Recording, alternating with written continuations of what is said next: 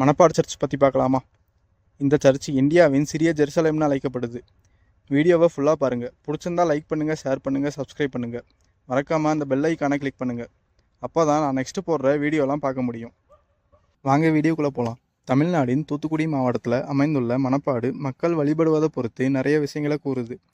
சூரிய வழிபாட்டாளர்கள் அதோட மஞ்சள் நிறம் நிறைந்த கடற்கரையையும் கரையை நோக்கி ஓடும் நுரையலையால் வர நீல நிற தடாலங்களையும் பார்த்து மகிழ்ச்சி அடைகிறாங்க. இயேசு சிலுவையில் அறையப்பட்ட உண்மையான சிலுவையோட ஒரு துண்டு அல்லது நினைவு சின்னத்தை வைத்திருப்பதாக நம்பப்படுறனால இந்த தேவாலயத்துக்கு பிரார்த்தனை செய்ய கிறிஸ்தவ யாத்திரிகள் நிறைய பேர் இங்கே வராங்க. இதை ஏன் சிறிய ஜெருசலேம்னு சொல்கிறாங்கன்னா, இயேசு சிலுவையில் அறையப்பட்ட நினைவு சின்னம் இருப்பதாக நம்பப்படுறனால தான் இதை சிறிய ஜெருசலேம்னு சொல்கிறாங்க. புனித சிலுவையோட உயர்த்துதல் விழாவின் போது ஒவ்வொரு ஆண்டும் செப்டம்பர் 1 முதல் 14 வரை மக்களோட காட்சிக்கு வைக்கப்படுது. 16ஆம் நூற்றாண்டில் பரவர் சமூகத்தினர் தான் இந்த இடத்துல ஆதிக்கம் செலுத்தியிருக்காங்க. இந்த இடம் மீன்பிடி துறைமுகமாக இருந்திருக்கு.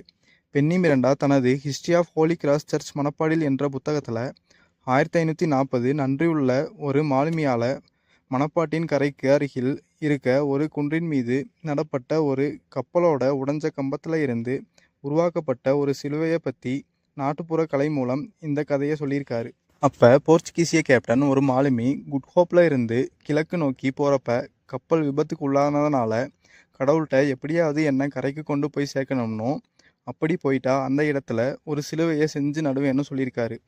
அப்போ தான் மாலுமியோட படகு குலசேகரப்பட்டினம் துறைமுகத்தில் கரை ஒதுங்கியிருக்கு. அந்த அற்புதத்தினால அந்த இடத்துல கேப்டன் ஒரு சிலுவையை செஞ்சு நட்டிருக்காரு.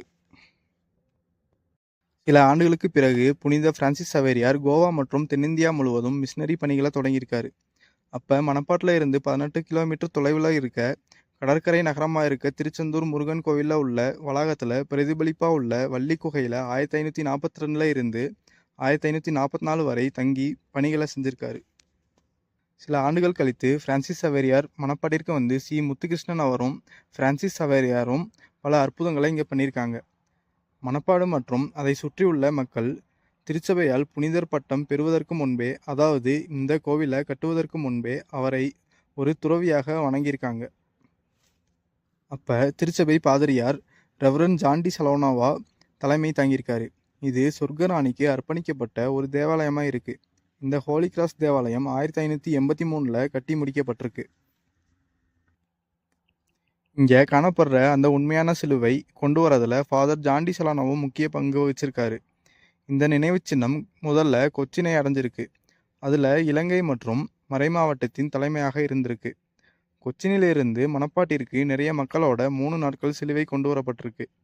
கிறிஸ்தவ மரபின்படி உண்மையான சிலுவை ஃபஸ்ட்டு கண்டுபிடிச்சது ரோமானிய பேரரசர் தான். கான்ஸ்டன்டைனின் தாயார் புனித ஹெலினா அவர்கள் தான் கண்டுபிடிச்சிருக்காங்க. கிபி 4ஆம் நூற்றாண்டில் புனித ஹெலினா கிறிஸ்தவ மதத்திற்கு மாறி புனித இடங்களை தேடி புனித பூமிக்கு சென்றார். அப்போது எருசலேமில் உள்ள புனித கல்லறை இயேசு அடக்கம் செய்யப்பட்டதாகவும் உயிர்த்தெழப்பட்டதாகவும் நம்பப்படும் கல்லறை அருகில் இந்த உண்மையான சிலுவையை ஹெலினா அவர்கள் தான் கண்டுபிடிச்சிருக்காங்க. பேரரசர் ஹெர்கிலியாஸ் கிபி 610 கிபி 641 பெர்சியர்களிடமிருந்து மீட்டு அதை எடுத்து எருசலேமிற்கு போயிருக்காங்க. அப்போது இருந்த கிறிஸ்தவர்கள் இந்த வெற்றியை நினைவு கூறும் வகையில் தான் செப்டம்பர் 1 முதல் 14 வரை சிலுவையை உயர்த்தும் விழாவாக கொண்டாடுறாங்க. கிறிஸ்தவ நம்பிக்கைப்படி கிபி 350ஆம் ஆண்டில் உண்மையான சிலுவை துண்டுகளாக உடைக்கப்பட்டு அவை உலகெங்கிலும் உள்ள தேவாலயங்களுக்கு நினைவு சின்னமாக அனுப்பப்பட்டிருக்கு.